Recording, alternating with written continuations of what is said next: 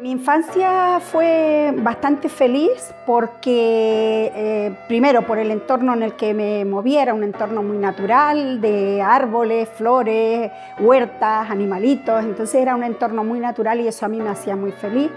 Pero luego también la familia, que también en ese entorno me moví muy feliz, no tuve traumas de ningún tipo, pero tuve la gran suerte de que las maestras con las que yo estaba eran muy amigas de mi familia. Entonces yo tenía una maestra gallega que era muy exigente y aprendí muchísimo con ella. Entonces aparte de lo que eran las sesiones escolares típicas, ¿no?, de que tenía que ir a la escuela, pues me moví mucho en el entorno con ella, es decir, en su casa. Entonces me contaba muchísimas cuestiones de la península, de tal, y aprendí mucho de viaje. Entonces por ahí pues fue como empezar, digamos, un germen, ¿no?, de querer aprender y de querer saber, es decir, esa inquietud por el saber, ¿no? Luego también que mi madre se empeñó siempre que sus hijas debían estudiar una carrera, y entonces siempre ese entorno de los estudios y demás pues me rodeó, pero digamos que en cuanto a infancia ese entorno todo fue muy feliz, sí. Yo por científico entiendo algo mucho más avanzado de lo que se le puede ocurrir a uno en una edad corta, pero digamos que yo empecé en una academia particular a estudiar porque en ese momento no había centros de institutos muy cercanos y demás. Entonces estuvimos en una academia que también era muy exigente. Entonces esa exigencia ya, yo creo que de manera inconsciente, porque yo cuando eso no me interesaba muchísimo por los estudios, ni pensaba en carreras, ni pensaba en nada, pero sí que tenía siempre ese interés por querer saber. Yo en eso soy muy inquieta.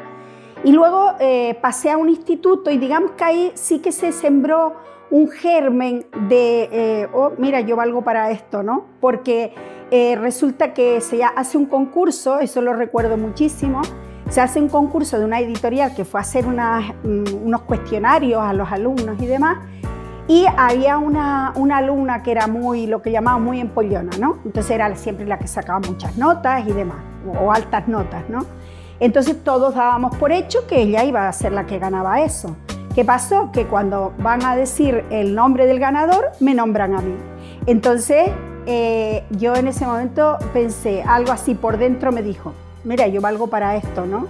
Y entonces ahí es cuando, digamos, no es una anécdota científica en el sentido estricto del término, pero sí, digamos, el germen de que esa inquietud por mi carácter o por mis ganas de saber, que siempre tengo ganas de aprender y de saber, pues digamos que como que fue el disparo para decirme, oye, tú vales para esto, ¿no? Entonces ahí quizás es donde podemos decir que arranca mi inquietud por la investigación y demás. Aquí sí que tenemos ya que hablar de investigación científica, porque ya digamos que eso propiamente empieza en la universidad, ¿no? Cuando yo entro en la universidad, que yo sí tenía clara una cosa, y es que yo quería ir por letras, eso sí, aunque voy a hacer un paréntesis, yo me muevo ahora mismo en un mundo en que está entre las ciencias y las letras, pero empecé con letras, ¿no? Con eso que decíamos, elige ciencias o letras. Entonces yo elegí letras y empecé con lo típico de la tesina, y me empecé a interesar por Andrés Bello.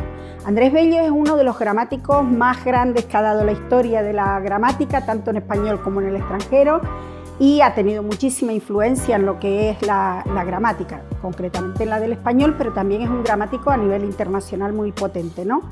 Entonces yo empecé a trabajar con unos manuscritos inéditos de Andrés Bello, y a partir de ahí se despertó una inquietud muy fuerte por lo que llamamos la gramaticografía, ¿no?, la historiografía gramatical.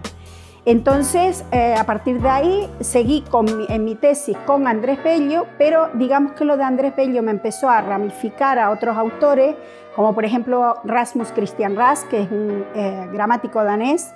Yo de hecho hice una edición crítica de una obra que se llama Spanskundlea, que es gramática del español. Entonces hice una edición crítica y posteriormente toda mi primera fase de la investigación fue en gramaticografía, pero llegado un momento se necesitó en la Universidad de La Laguna un laboratorio de fonética y yo me especialicé en lo que llamamos fonética acústica fundamentalmente, ¿no? Mi investigación a partir del laboratorio está muy centrada en la investigación acústica. He tenido y estoy en un proyecto internacional en el que participan todos los países de habla hispánica, que se llama Atlas Multimedia de Prosodia del Espacio Románico, y que es un atlas, ya digo, donde están coordinados desde Rumanía hasta Italia, Francia y toda España, muchos grupos y demás, donde he tenido varios proyectos de investigación vinculados a ese AMPER, a ese atlas, y eso es un atlas, una investigación prosódica.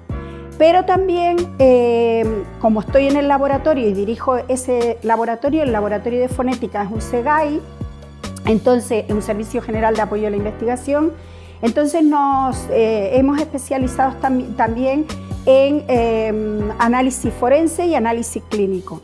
Entonces estamos realizando pruebas forenses de voz para, sobre todo, nuestro cliente más importante es el Instituto de Criminalística de Canarias.